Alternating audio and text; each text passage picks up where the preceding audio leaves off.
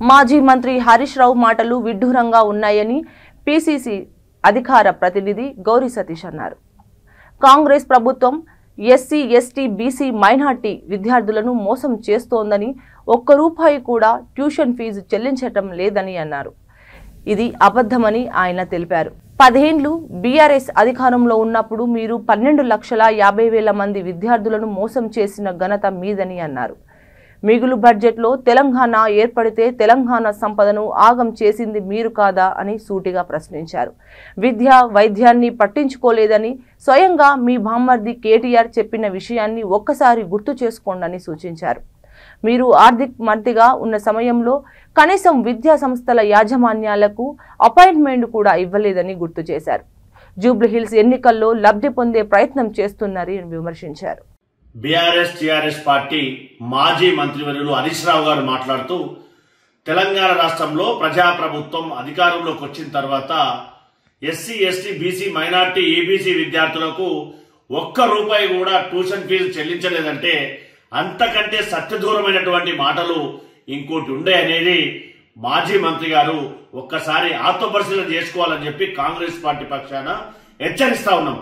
ఎందుకనంటే 2 పర్యాయాలు అధికారంలో మీరు ఉన్నప్పుడు సుమారు 12,50,000 మంది విద్యార్థులను మోసం చేసినటువంటి ఘనత మీది కాదా అని చెప్పి కూడా మీకు సూటిగా ప్రశ్నిస్తా ఉన్నాం. ఎందుకనంటే తెలంగాణ రాష్ట్రంలో సర్ప్లస్ బడ్జెట్ తో ప్రారంభమైనటువంటి తెలంగాణ రాష్ట్రాన్ని మీరు విద్యార్థులకు రావాల్సినటువంటి ట్యూషన్ ఫీజులు చెల్లించకుండా ఈ ట్యూషన్ ఫీజు కానీ, ఆరోగ్యశ్రీ కానీ మా ప్రయారిటీ కాదని చెప్పి మీ ప్రియమైన బామ్మర్ చెప్పినటువంటి మాటలు మీకు గుర్తు తెచ్చుకోవాలి. మీరు ఫైనాన్స్ మినిస్టర్ గా ఉన్నప్పుడు మీ అపాయింట్మెంట్ కోరితే తెలంగాణ రాష్ట్రంలో ఉన్నటువంటి విద్యా సంస్థల యాజమాన్యాలు ఏనాడు కూడా అపాయింట్మెంట్ ఇచ్చినటువంటి మీరు ఇప్పుడు అధికారం కోల్పోయిన తర్వాత మాట్లాడమంటే నవరాజ్యాలను చూసి మీ యొక్క మాటలు విని చెప్పి మీరు ఆత్మపరిశీలన చేసుకోవాలి.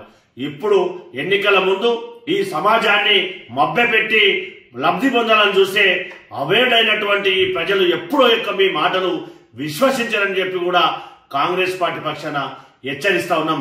ప్రజాప్రభుత్వం ఏర్పడిన తర్వాత విడతల వారీగా మీరు పెట్టినటువంటి ఏదైతే 2.5 సంవత్సరాల బకాయిలు ఉన్నాయో విడతల వారీగా చెల్లిస్తా ఉన్నాం. అంతేగాని మీలాగా అపాయింట్మెంట్ ఇవ్వకుండా ఎవరిని కలవకుండా ఉన్నటువంటి ప్రభుత్వం కాదు ఈ ప్రజాప్రభుత్వం. గౌరవ ముఖ్యమంత్రి గారు కానీ, గౌరవ ఉప ముఖ్యమంత్రి గారు కానీ మీరు ఏదైతే చేశారో అది మర్చి ఇప్పుడు మాట్లాడితే యావత్ సమాజం అంతా కూడా అసహించుకుంటుందనేది కాంగ్రెస్ పార్టీ పక్షాన మీకు సూచిస్తా ఉన్నాం. దయచేసి ఇలాంటి అవాకులు చవాకులు అబద్ధాలు మాని నిజాలు సమాజానికి చెప్పడానికి ప్రయత్నం చేయాలని చెప్పి కాంగ్రెస్ పార్టీ పక్షాన సూచిస్తా ఉన్నాం. విద్యార్థులకు రావాల్సినటువంటి ట్యూషన్ ఫీజులను ప్రభుత్వం ఆర్థిక పరిస్థితిని చక్కదిద్దుకుంటూ ఒకటొక్కటిగా కొంత మేరకు చెల్లిస్తా ఉంటే అది మీకు ఓర్వలేక ఎస్సీ, ఎస్టీ, బీసీ విద్యార్థులు ఎక్కడ చదువుకొని బాగుపడతారో అని చెప్పి మీరు ఈ విధంగా కుళ్ళు కుతంత్రాలతో మాట్లాడడం అనేది సమంజసం కాదని చెప్పి కాంగ్రెస్ పార్టీ పక్షాన మీకు హెచ్చరిస్తా ఉన్నాం. దయచేసి మీరు ఇలాంటి అబద్ధాలు చెప్పడం మానుకోవాలని చెప్పి కాంగ్రెస్ పార్టీ పక్షాన సూచిస్తా ఉన్నాం.